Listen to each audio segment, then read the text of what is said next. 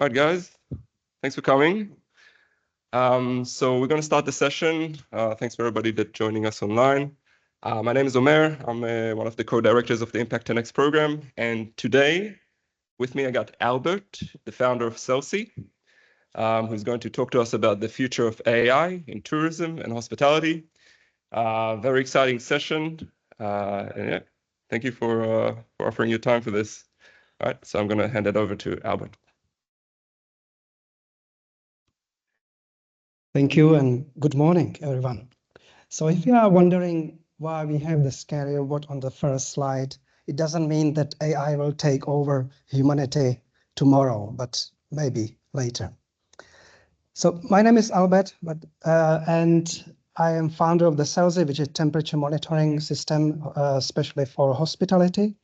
And I've been working with Quicksilver Group for 8 years. So that's basically my tourism background.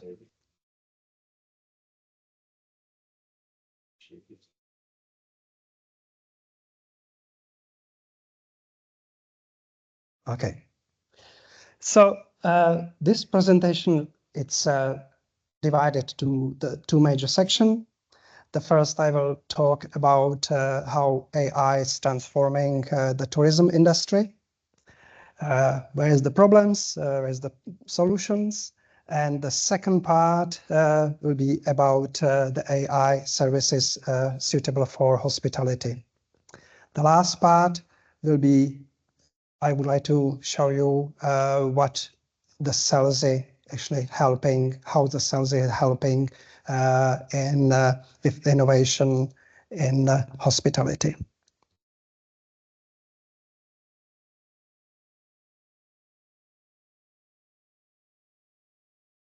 Okay, so the current situation of implementation of AI in tourism, it's not too bad. Based on research, the 79% of destination market operations, they're using AI.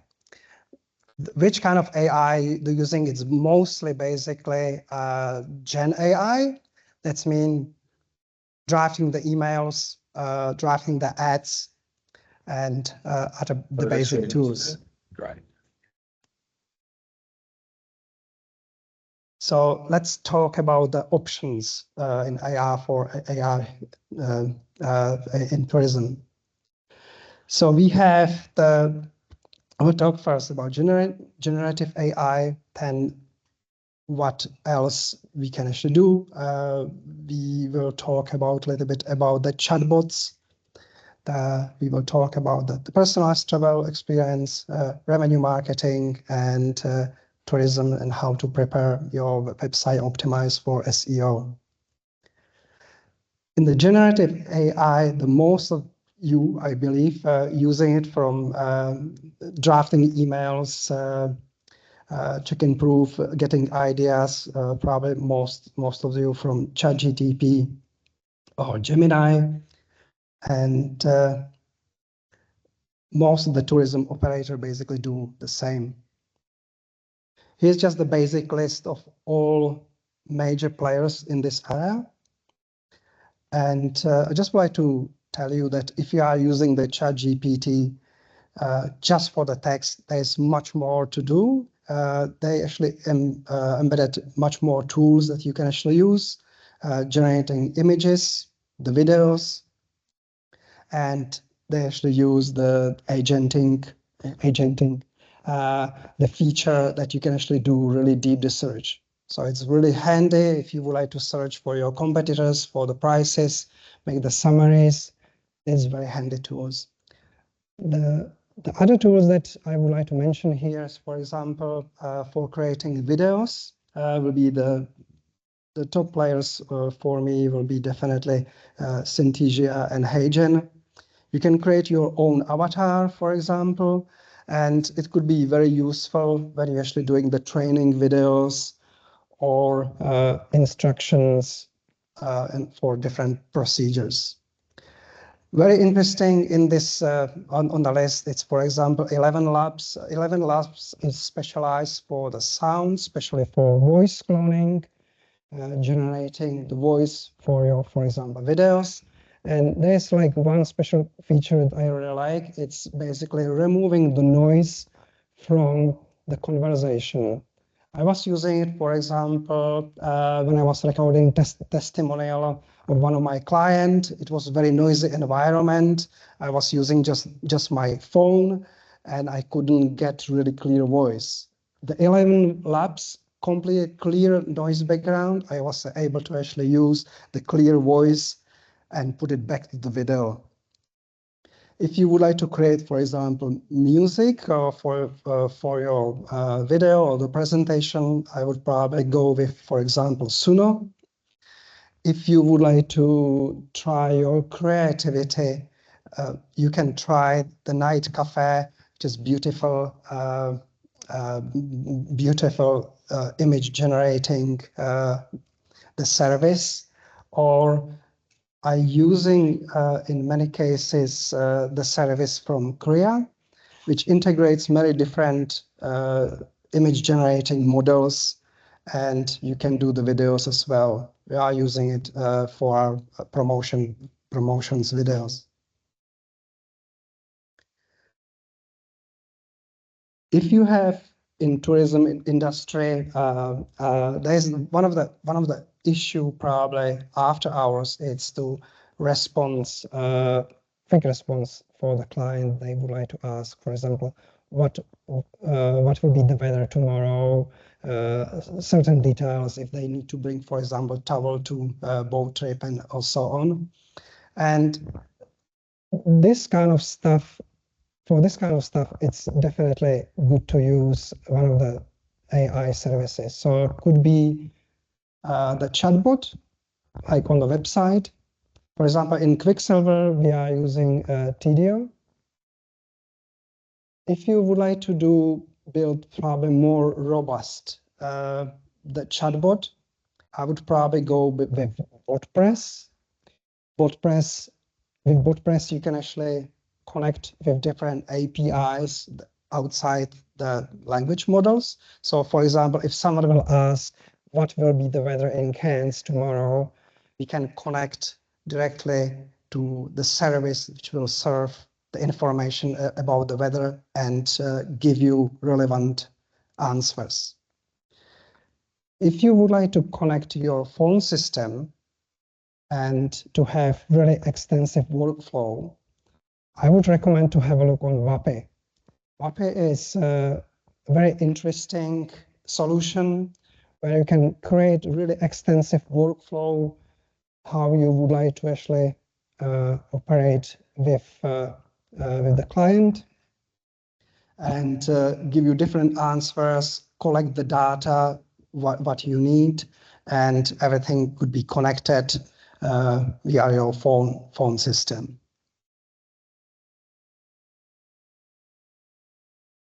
Another option for AI in tourism industry, it's the personalized travel experience. If you're already collecting the data about your customers, the AI could actually help you to make really personalized experience offers for your client. Obviously, the big players at this moment, they're using these features, like, for example, Booking.com. There's dedicated services I mentioned here, like the Travel AI, and even in the Canva, you can actually draft your travel plan to be personalized to you. The AI can actually help you to manage, for example, dynamically pricing much faster than human can do. And you can basically scrape, for example, automatically the prices of your competitors, compare with your booking availability, and put everything together and create much faster dynamic pricing. Some hotels, they already doing it. The other big players, like, for example, airline, they do very similar stuff. For the marketing, there's a few options here listed. As I mentioned before, the chatbots, and if you deliver the personalized information for the people, that's very, very relevant. And quick mention about how to prepare your website for SEO for AI. What AI bots likes, it's question and answers. So I would really recommend to focus on this area. So create really extensive pages where you have the question and answers, because the chatbots basically like them. In Quicksilver, for example, we have the direct traffic from the chatbots between 2 and 5%. It doesn't sound maybe too much, but we can find that this traffic, it's highly viable and very and with high conversion, because the people already know information what they want, and they just basically go directly to booking. And this 5 to 5%, it's actually without the analytics that we getting through the Google. And you sometimes that search in the Google, you get straight some snippet of the answers with the links to the solutions.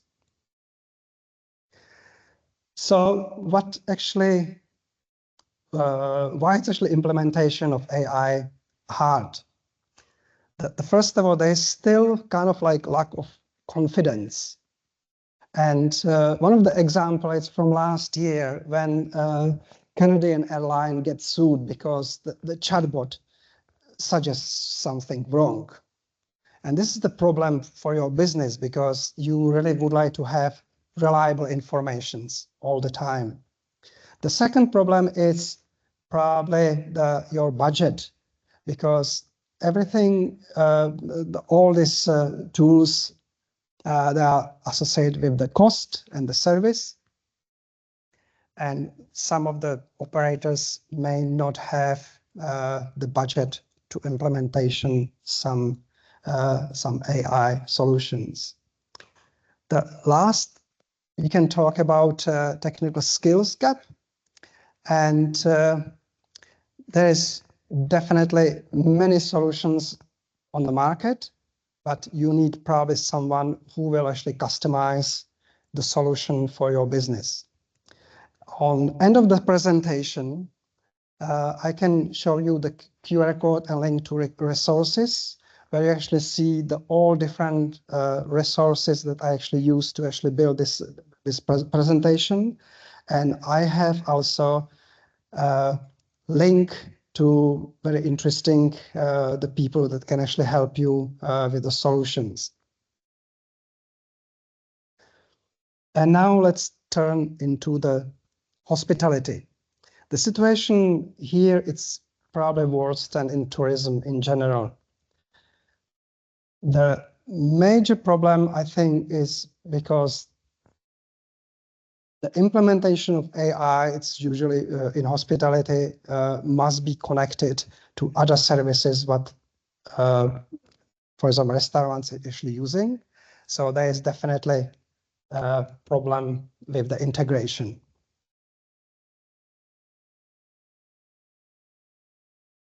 So if you would like to actually add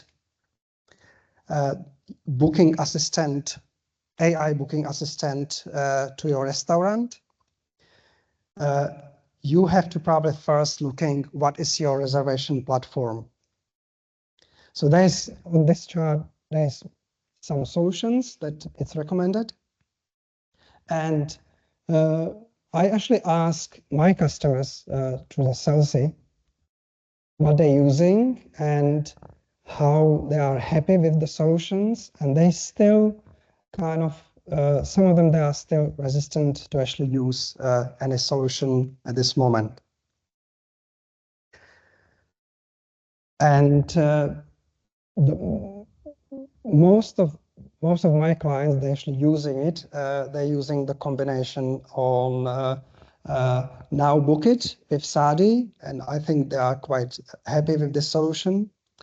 I have one client that he actually complained that, for example, Res Diary, it's kind of very difficult to connect with AI voice assistant, and especially when you actually have like the POS system, and you actually have to manage the whole chain. For the back office management, we have these companies that can actually help you. For the inventory, rostering or forecasting, this is the list of the company that using in some part the AI to actually help you and optimize your work. I would like to mention here the company Restock that I'm actually kind of partner with.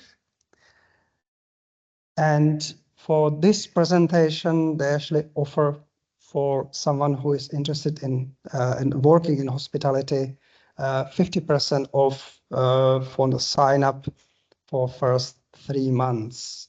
And what Restock is, just imagine that you are in a restaurant, you receive the invoice, you take the photo with your phone, the AI will automatically find the pricing for each items and compare with the pricing like the previous week or previous time. And in case the pricing is increasing based on your recipes, will automatically suggest the price for your final dish and product. It's really handy, and you are always on the top and the right price. And the system is integrated with your POS system, so everything is working very seamlessly. So the most of the painful, or the most of the problem with the integration in hospitality is definitely the integration. If you have one certain POS system, different booking system, you need to find something that will play all the way with your current environment. So this is my suggestion, what you actually should do and what you actually should start. Just pick up first one most painful problem. It could be, for example, missing booking when you're opening your restaurant, maybe 2 hours before. The people maybe start calling, but staff is busy to prepare for opening restaurant, and you basically miss some booking. So if you kind of calculate how much money you're actually losing or how much trouble actually to cost your customers, then you can actually decide and pick up solution. Definitely choose the solution that will fit to your current stack. So again, just compare, ask about the compatibility with your POS system, with your reservation system, accounting system. And if you have all this kind of stuff together, ask for trial. After 30 days of the trial, come back and compare the result if it's really valuable. If it is valuable, implement it and move to the next painful issue. I would like to mention a little bit something what we're doing in Celsi. Celsi is helping restaurants, for example, the monitor fridges and freezers. And what could actually happen, we can help you to prevent like big losses. 2 years ago in Green Island Resort, they saved just overnight $10,000 because we send them yearly alert because someone didn't close big freezer container properly and everything was going to defrost. The other problem that we actually solving for the businesses is much more strict regulation for food and safety. So we have digital digital forms all for food safety, so the people actually doesn't have to do any more paperwork. We're using the AI agents for smart notification. And we are different from other competitors because we getting the most of the data, because our sensors basically measure every second. We aggregate it by minute. That actually helps us and to find and distinguish between common issues, like the fridge door is not closed properly, or there could be the power failure of the certain device. And basically, we can actually see much better pattern than other solutions on the market. Sorry. What is our strength as well? When I was talking about the integration, we are quite open to all different devices. So at this one, we have over 25 different temperature sensors that we can integrate under one umbrella. It helps us, for example, to cover wide range temperature from minus 200 degrees to plus 300 degrees. We can as well connect with the Bluetooth handheld thermometers, and we have really elegant solutions how these Bluetooth thermometers can actually filling your food safety forms and recording temperature very seamlessly.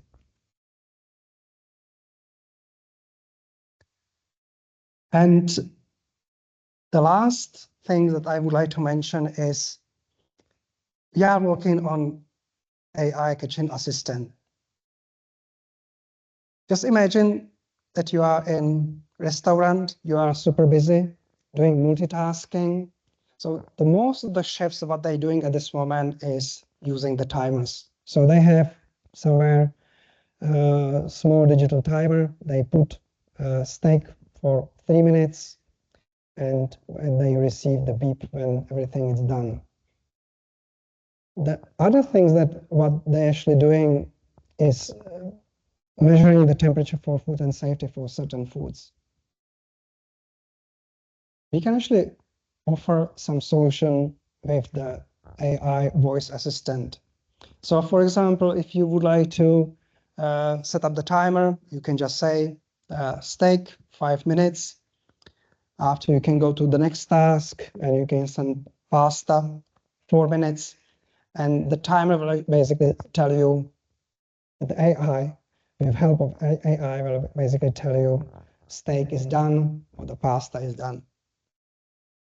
We can integrate the same device because it's running through the Bluetooth with the handheld thermometers and make your work like with the digital forms like nearly hands-free without using any other external device. We can send you alert as well in the same time when the certain fridge or freezer is off or someone didn't close the door properly. You will be able to actually leave the reminder, which will summarize on end of the day. For example, we running out of the cucumbers or whatever. And we can actually connect the device as well with a wireless printer. So by the food safety, you are required to make the labels for the food that you're actually putting in the fridge on the product. So we can do it wirelessly. You can just say, print 5 labels for the pasta, expiration 2 weeks, and it will be printed for you. So this is all for this presentation. I have really good and extensive list of all resources that you can actually have a look. I was using for the presentation, and I have also a list of the connection with the people that you can actually connect if you are looking to implementing AI in your business. Okay, so thank you. Yeah, if you have any questions, please ask. Any questions in the audience?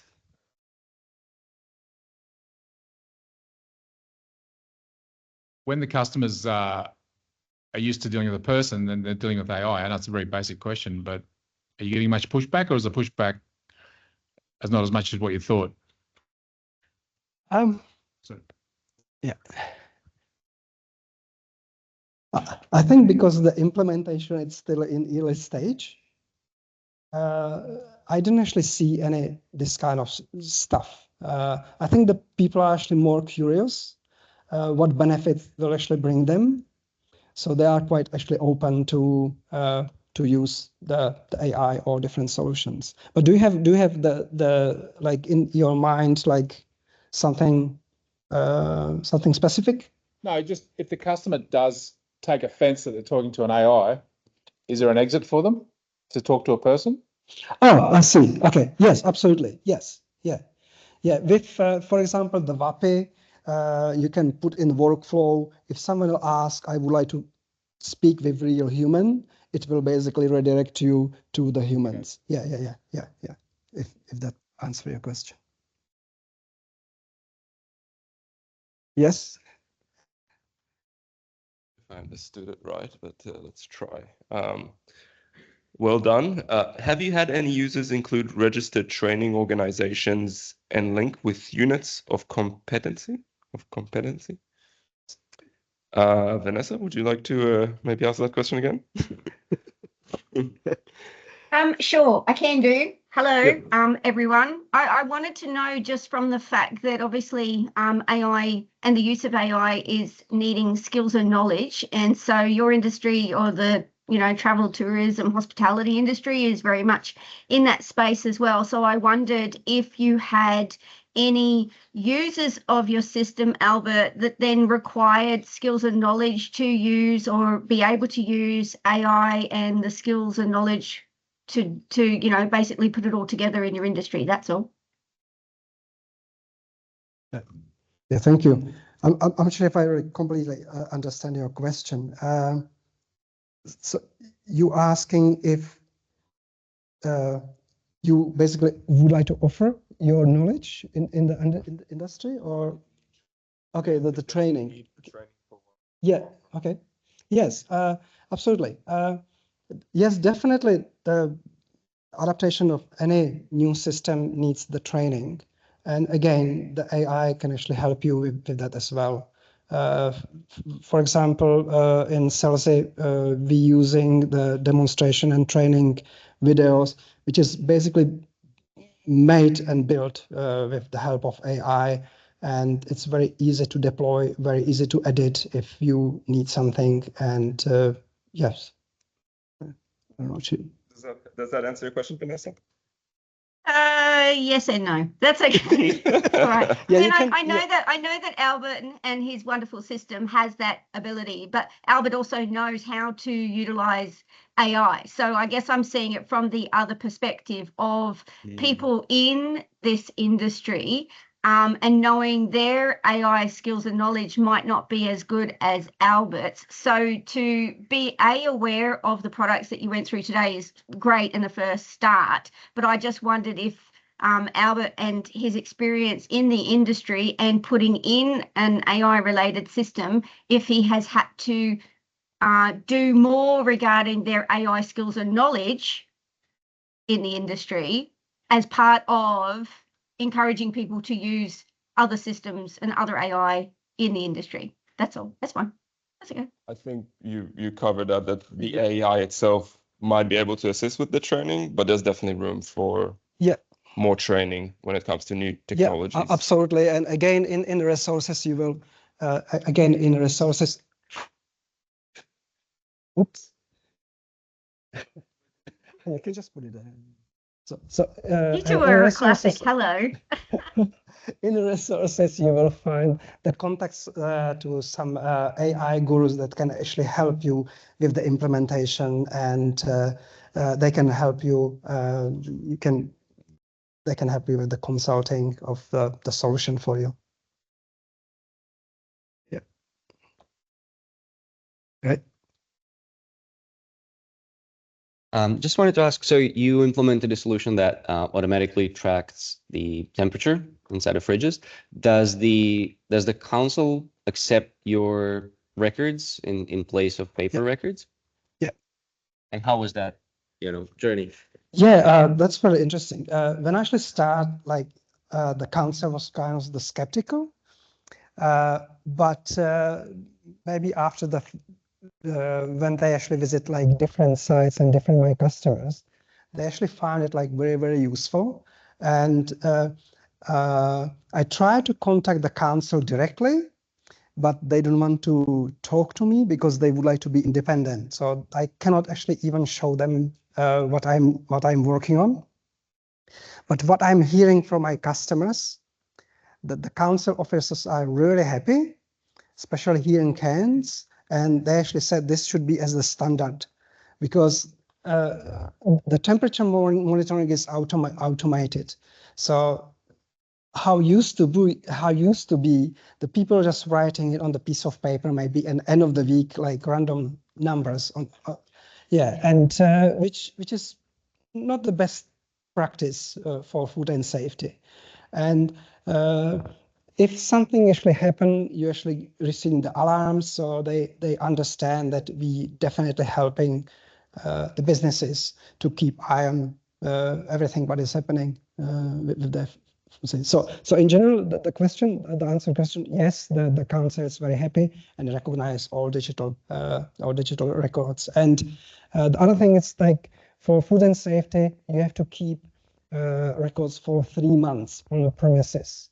So just imagine that you have like 18 fridges that you have to do twice or 3 times a day, and just to keep the paperwork for 3 months. Be keeping records for any time that you want, and so that's the other transparency that we trying to offer. Yeah. Thank you. I just have a question in relation to tourism experiences, like Quicksilver Reef Tours as an example. You spoke about dynamic pricing. Do they manage that through a reservation system or through an app that's directly integrated through their website? And how does that look if operators are wanting to actually utilise dynamic pricing directly to consumers rather than through third-party processes? Okay.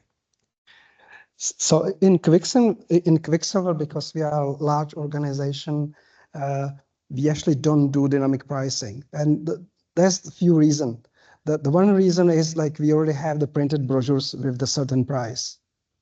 The second reason that we have the related online tourism operators, they actually expecting the same price. We will start making the price lower. They will be not happy, and they will stop selling basically our product. What I was telling about the dynamic pricing, it's probably more for the small operators that they can actually afford, and they are not connected to some big aggregators and stuff. And definitely you can see the dynamic pricing in, for example, with the airline industry. So sometimes you can see the price from Cairns to Sydney. It's very, very cheap, and you wonder why.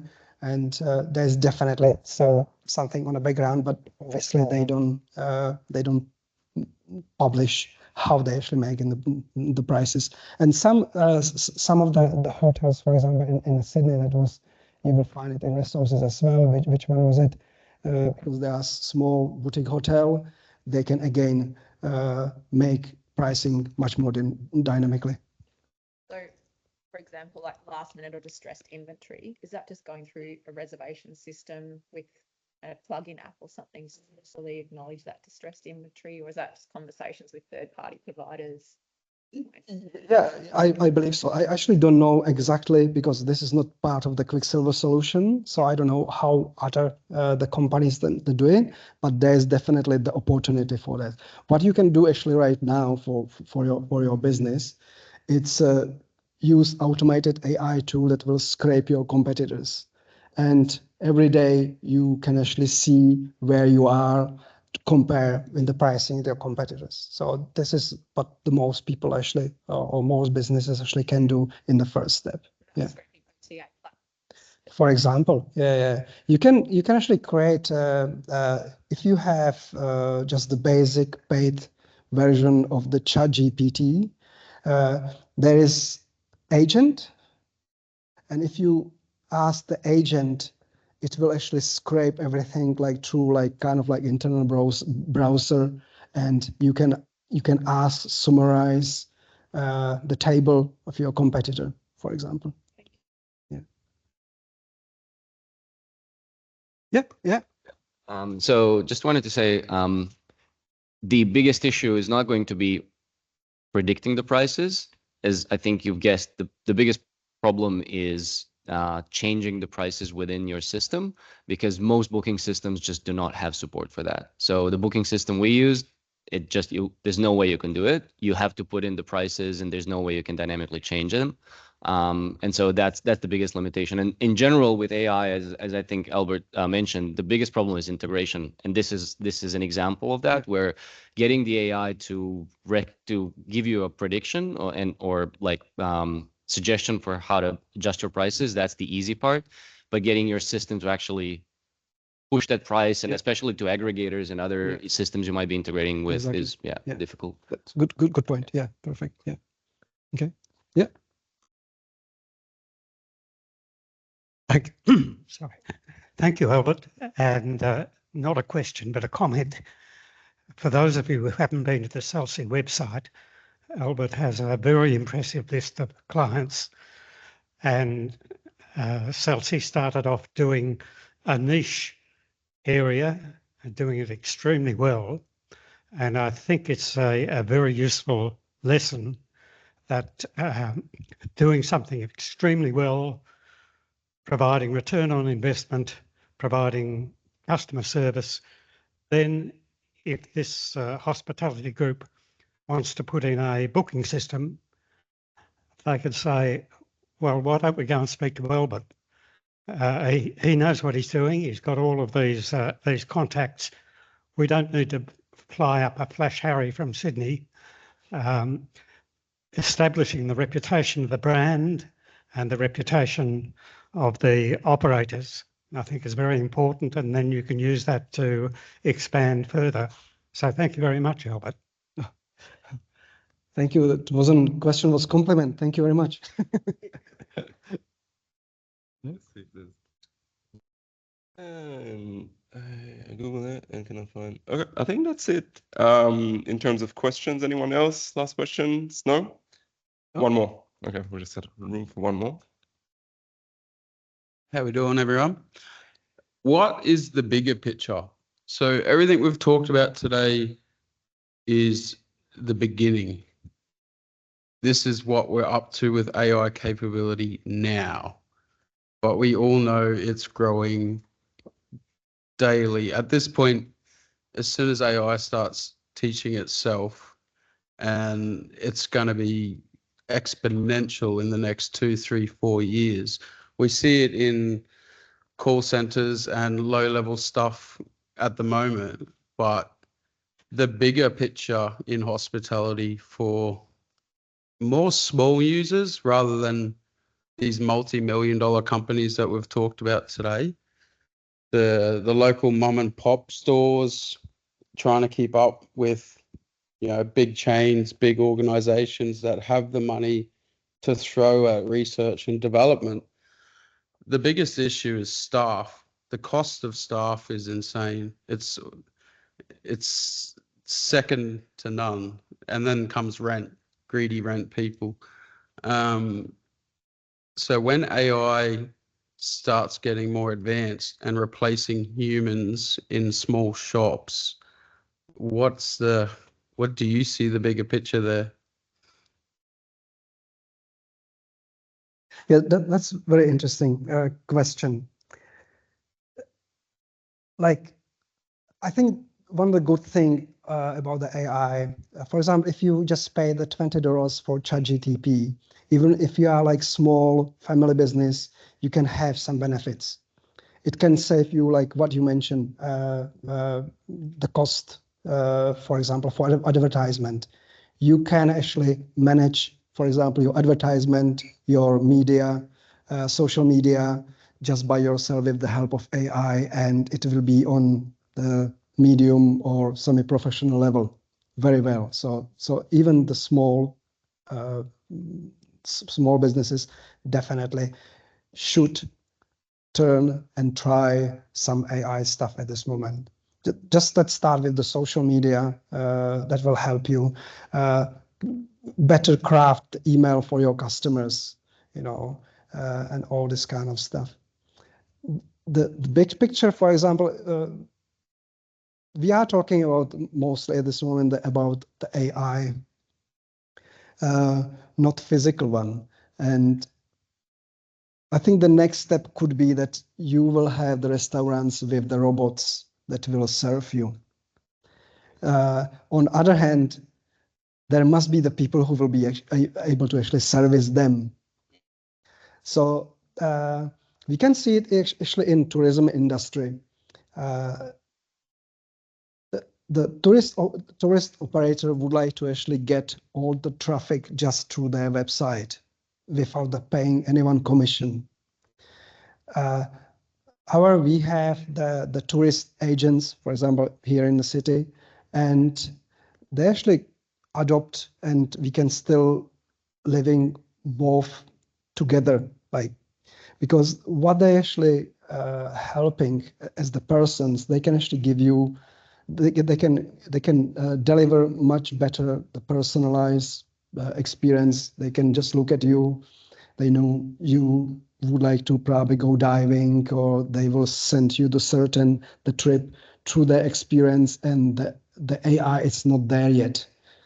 So obviously, if you're going online, the AI will probably try to do something just to offer you based on your prompts to know you, but they still know, for example, visual and experience, the human experience that will actually try to match the product based on other criteria than just what you're saying. So, yeah.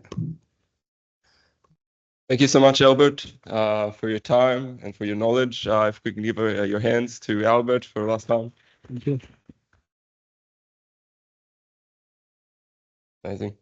Okay, thanks for everybody that's joined online. So what we're going to do is we're just going to go into like our networking session.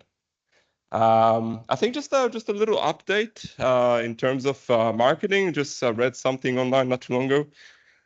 For businesses that are advertising on Google or Facebook or LinkedIn, the next big thing or the next new thing that is happening, basically ChatGPT is going to start having their own advertising model, so monetizing way to basically get users to pay.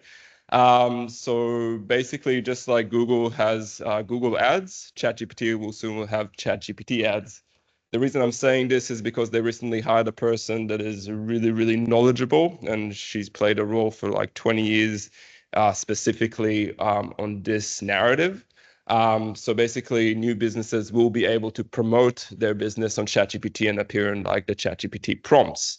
That's happening next year. So just keep an eye on that.